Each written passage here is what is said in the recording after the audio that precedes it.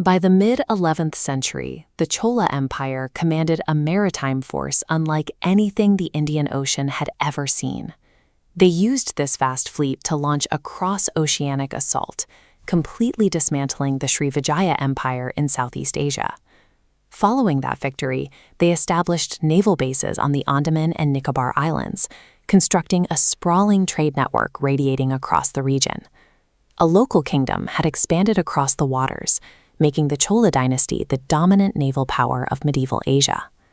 But in the year 1070 CE, the empire nearly destroyed itself from the inside. Following the death of Emperor Rajendra Chola, 3 successive rulers took the throne and died in rapid succession. Waiting for this exact moment of weakness was Vikramaditya. He was a brilliant commander for the Chalukyas, the Chola Empire's most bitter rival. He deliberately split his own empire in half just to broker an independent peace deal and marry a Chola princess. When his new father-in-law, the Chola emperor, suddenly died, Vikramaditya exploited that family tie to install his own brother-in-law as a puppet king. This succession crisis threatened more than just the throne. If the Chola center collapsed, the security of the vast ocean trade routes established by the previous emperors would likely vanish with it. The empire was paralyzed by anarchy, creating a power vacuum that risked turning a maritime superpower back into a collection of warring subregions. Into this chaos stepped Prince Kulothunga. He possessed a very specific advantage. His mother was a Chola princess, and his father was the king of Vengi, a powerful kingdom in modern-day Andhra. When Kulothunga's father died, political opportunists tried to steal his inheritance. He retreated to a distant principality in modern Chhattisgarh, kept his head down, and secretly amassed a loyal army. When the anarchy of 1070 CE erupted, Kulothunga unleashed those forces. In a matter of months, he stormed Vengi and reclaimed his paternal throne. Instead of executing his treacherous uncle, Kulothunga made a choice.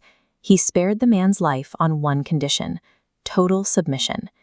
In exchange, Kulothunga gained direct control over Vengi's military personnel and deep logistical networks.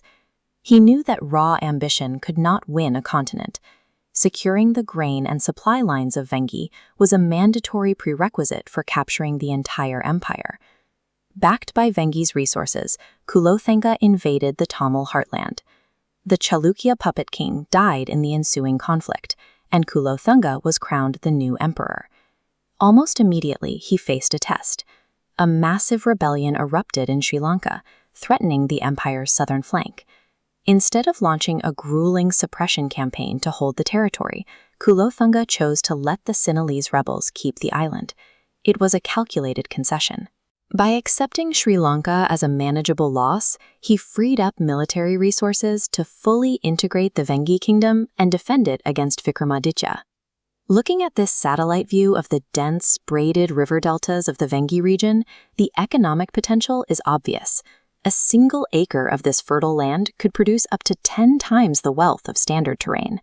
Kulothunga was willing to sacrifice territory to secure the most economically productive land in India. He prioritized high-value assets over the pride of a larger map. With his borders secured, Kulothunga repositioned the empire.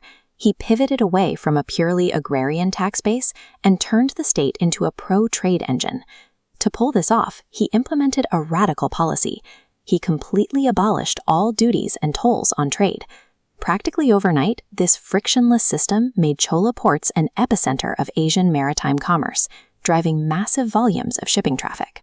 The primary beneficiaries were the South Indian merchant guilds. By the late 11th century, these groups functioned as independent corporate entities with an international reach. Their wealth gave them remarkable hard power. These guilds maintained their own private armies, funded entire wars, and dispatched their own merchant diplomats to negotiate deals directly with foreign governments.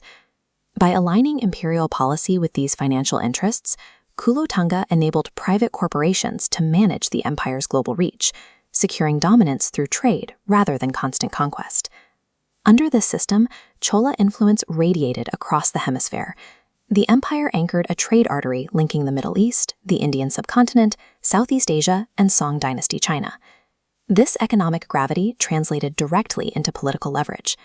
Distant kingdoms in Southeast Asia, such as Pegu in modern Myanmar, sought the favor of the Chola court to ensure their own commercial success. This is the Angkor Wat Temple complex in Cambodia. Even the rulers of this massive civilization sent prestigious royal embassies across the ocean specifically to pay their respects to Kulothunga. He used these diplomatic channels to maintain interventionist policies abroad.